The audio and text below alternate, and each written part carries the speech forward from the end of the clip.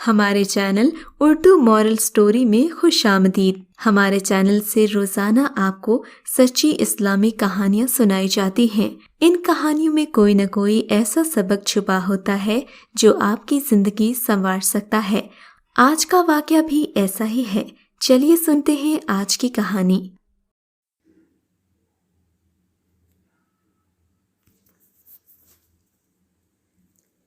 عامر college کے دور میں ملا تھا۔ ہم نے چند دن محبت بھرے خواب دیکھے، لیکن جلد میری ایک سہیلی کے ذریعے امی کو پتہ چل گیا کہ میں کس ڈگر پر جا رہی ہوں۔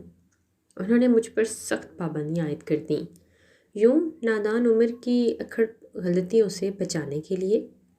اب سوچتی ہوں تو احساس زیاں ہوتا ہے، شاید وہی میری منزل ثابت ہوتا۔ اب تو نہ منزل رہی اور نہ منزل کا نشان۔ جو ہی ایف اے کیا گھر بیٹھ گئی تھی۔ انہی دنوں کئی رشتے آئے، امی کو پسند نہ آئے۔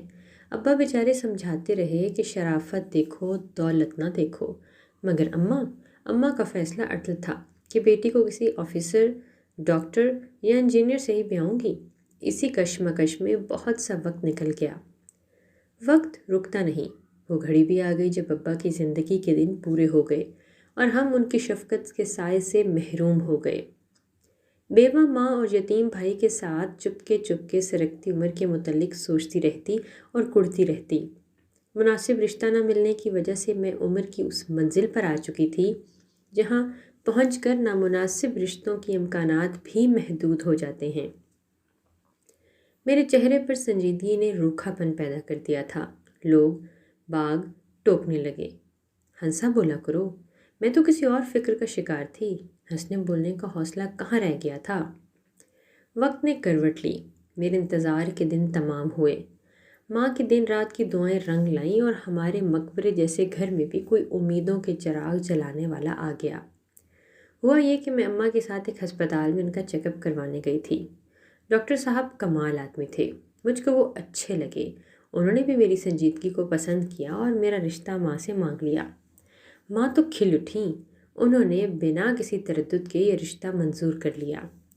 ڈاکٹر زید میں کیا کمی تھی، بس وہ پہلی بیوی کو طلاق دے چکے تھے اور یہ ان کی دوسری شادی تھی۔ ڈاکٹر صاحب کی شکل و صورت واجبی تھی، عمر میں مجھ سے 2 برس بڑے ہوں گے۔ میں بھی کوئی نوخیز لڑکی نہیں تھی، شکل واجبی تھی تو کیا ہوا، میں بھی تو حسن کی پری نہ تھی۔ میری ڈاکٹر صاحب سے شادی پر سبھی حیران تھے کہ کیسے غریب کی لڑکی کی ایک نصیب کھل گئے۔ سہیلیاں کہتی تھی اب تم خوش نصیب کہو خود کو۔ ہسمکھ دلہا نے شب اول میرا استقبال اس جملے سے کیا، سبینہ میری کوشش رہے گی تم کو کوئی تکلیف نہ دوں۔ زندگی بظاہر خوبصورت نظر آتی ہے مگر اس میں دکھ بھی چھپے ہوتے ہیں۔ تم میرے ان دکھوں کا خیال رکھنا اور میں تمہاری خوشیوں کا پاسبان بنوں گا۔ میرے گزرے دنوں پر تم نہ بات کرنا اور نہ میں کروں گا۔ مجھ سے بے وفائی نہ تم کرنا اور نہ میں تم سے بے وفائی کروں گا۔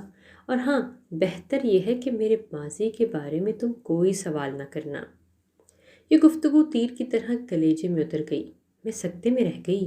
سمجھ میں نہ آیا کہ ایسی باتیں انہوں نے کیوں کہیں، اور وہ بھی خوشیوں کی پہلی رات کو۔ مجھ کو سوچ میں ڈوبا دیکھ کر انہوں نے کہا، زندگی تنہا نہیں گزار سکتی، اس لیے شادی کرنی پڑتی ہے۔ میں ایک غم محبت کھا چکا ہوں اور کھانے کی سکت نہیں ہے۔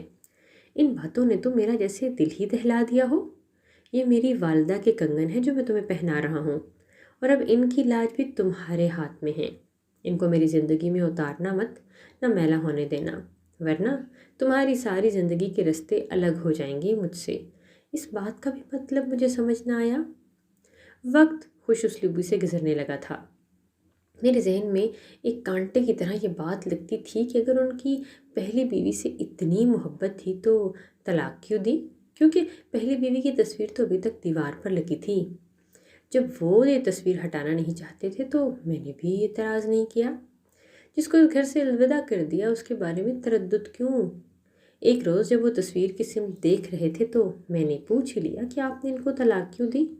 ایک لمحے کو تو وہ ساکت ہو گئے اور پھر بولے، کیا پہلی رات کی بات یاد نہیں؟ صبر کرو، کسی روز خود اس راز سے آشنا ہو جاؤ گی۔ پھر کہتے، میں نے بھی یہی کہہ دیا، اچھا بتا دیں کبھی یاد کرتے ہیں کیا اسے؟ یاد کرتا ہوں تو اداس ہو جاتا ہوں۔ بہرحال تم اس غلطی کا بالکل بھی احساس مت ڈالنا کہ کہیں میں اس سے رابطے میں ہوں۔ نہیں، ایسا کچھ نہیں ہے۔ میں بھی نادم ہو گئی، کتنا خیال کرنے والا، محبت کرنے والا شوہر، اور اسے میں نے کیسے اس کے زخموں کو کرید ڈالا۔ سوچا اب کبھی ان سے ان کی گزری زندگی سے متعلق سوال نہیں کروں گی۔ انہوں نے کیوں پہلی بیوی کو طلاق دی؟ مجھ کو کیا؟ مجھ کو تو یہ اچھا رکھتے تھے اور سارے حقوق ادا کرتے تھے جن کا ایک شریک حیات حق رکھتی تھی۔ ایک ماہ بعد اتفاقاً میری ایک عورت سے مال میں ملاقات ہوئی۔ میں نے غور سے دیکھا اور گھر کی دیوار پر لگی تصویر بھی یاد آ گئی۔ تبھی میں نے پہچان لیا۔ اس کے پاس جا کر پوچھا، آپ کا کیا نام ہے؟ کیا آپ کا نام مہجبین ہے؟ ہاں، لیکن آپ کون ہیں؟ میں نے آپ کو پہچانا نہیں۔ میں ڈاکٹر زید کی دوسری بیوی ہوں اور آپ غالباً پہلی بیوی ہیں۔ ایک سوال کروں، برا تو نہ مانیں گی؟ ذاتی سا سوال ہے، معذرت کے ساتھ پوچھ رہی ہوں۔ ڈاکٹر صاحب نے آپ کو طلاق کیوں دی؟ وہ برا ماننے کی بجائے مسکرا کر بولی، ایک غلط فہمی کے سبب۔ حالانکہ میرا کسی سے ایسا کوئی معاملہ نہیں تھا جیسا کہ انہوں نے سمجھ لیا۔ کیا انہوں نے آپ پر کسی قسم کا شک کیا؟ نہیں، عورت نے بات بدل دی۔ انہوں نے مجھ کو اولاد نہ ہونے کے سبب طلاق دی۔ حالانکہ میں بانجھ نہیں تھی، شاید میری میڈیکل رپورٹ بدل گئی تھی۔ یہ کہہ کر وہ خاتون چلی گئی۔ لگتا تھا کچھ جلدی میں ہے اور مزید جھوٹ بولنے سے کترا رہی تھی۔ جب سے میں نے ڈاکٹر زید کی پہلی بیوی کو دیکھا تو دل میں عجیب سے وسوسے اٹھے۔ اب مجھ کو الجھن سی رہنے لگی۔ میرے اندر کی عورت سکون سے نہ بیٹھ پائی۔ پھر کیا تھا، میں تو سوچ سوچ کر جیسے بیمار ہی ہونے لگ گئی تھی۔ زید نے بھی مجھ کو سمجھایا کہ پلیز سبینہ، سوچا مت کرو، یہ ساری بیماری تمہاری الٹی سیدھی سوچوں کا نتیجہ ہے۔ میں خاموش تھی، کچھ بول نہ پائی تھی، مگر یہ بنگلہ، دولت، زیور سبھی بیکار لگتے تھے۔ وہ مجھ کو میکے جانے سے کبھی نہ روکتے۔ پہلے میں خود نہ جاتی اور اب روز جانے کو جی کرتا۔ وہ مجھ کو خود چھوڑاتے، کچھ نہ کہتے۔ مجھے ان کی خاموشی نے ڈس لیا تھا۔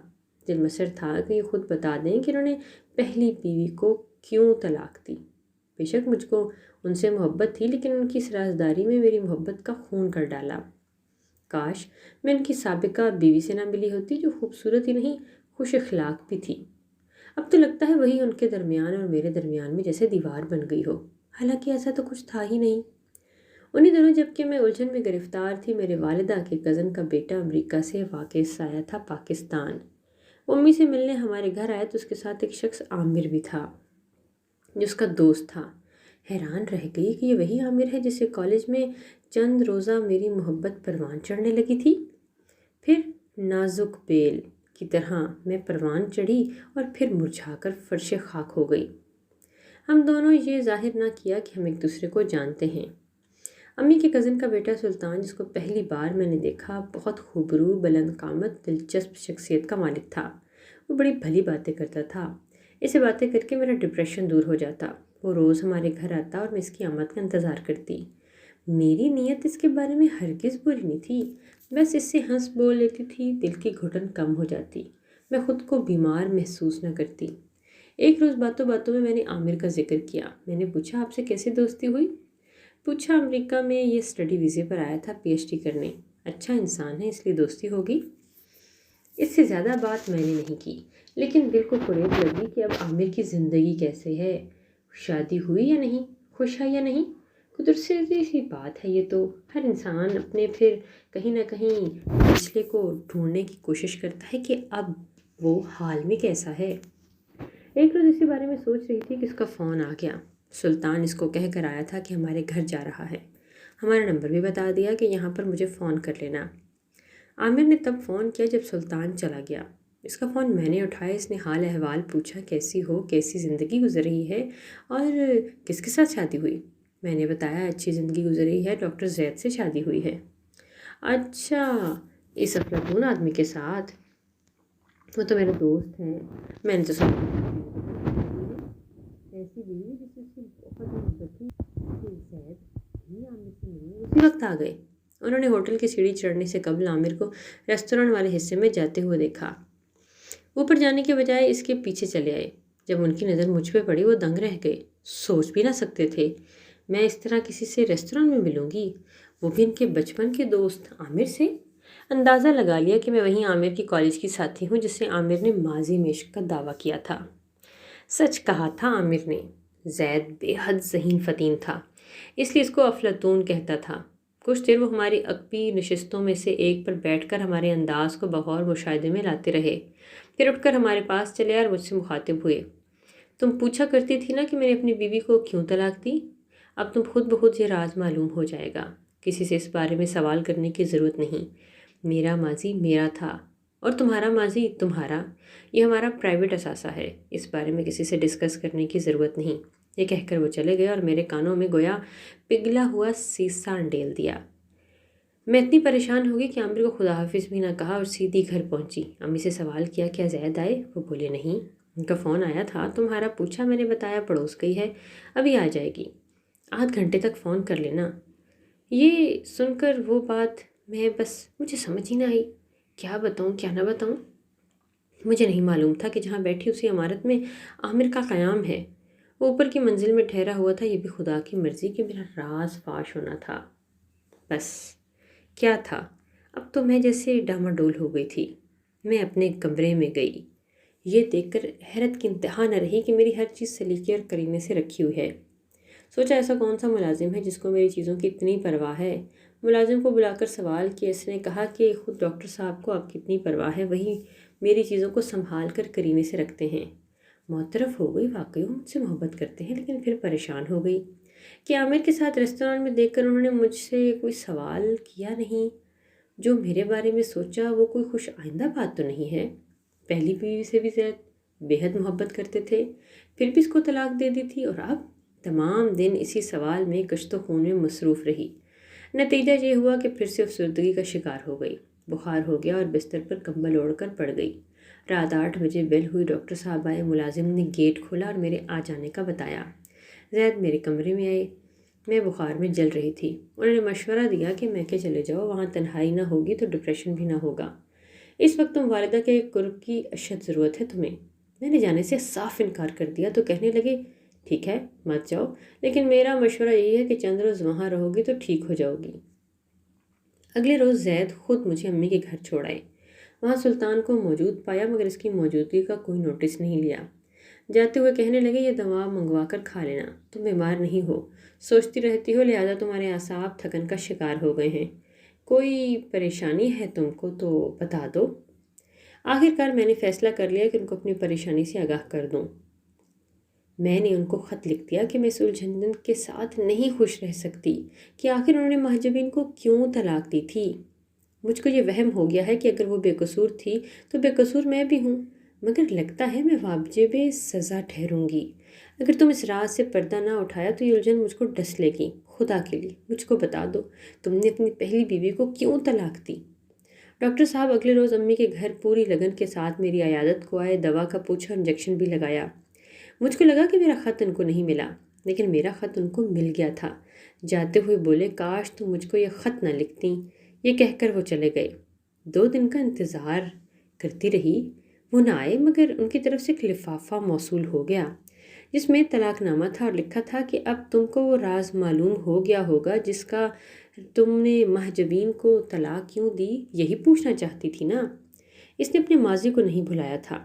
ایک دن اپنے سابق محبوب سے ملنے چلی گئی جس کا مجھے کو علم ہو گیا، اور اب تم کو تمہاری طلاق کا سبب بھی معلوم ہی ہوگا، تم نے بھی وہی کیا جو اس نے کیا۔ بہرحال اس کی تصویر کے ساتھ میں نے تمہاری تصویر بھی لگا دی ہے، جب تم یاد آؤ گی تو اداس ہو جاؤں گا۔ تم کو بہت ارمان تھا نا میں نے ناجبین کو کیوں چھوڑا، تو آج وقت آ گیا ہے کہ اس رجسٹری کے ساتھ وجہ بتا دی جائے تاکہ بات اچھی طرح تمہاری سمجھ میں آ جائے۔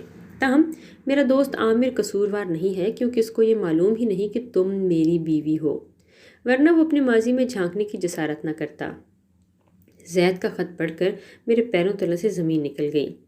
واقعی وہ اپنی جگہ صحیح تھے، جو غلطی اس کی سابقہ بیوی نے کی تھی وہی غلطی میں نے بھی کی تھی، جو سزا اس کو ملی مجھے بھی ملی۔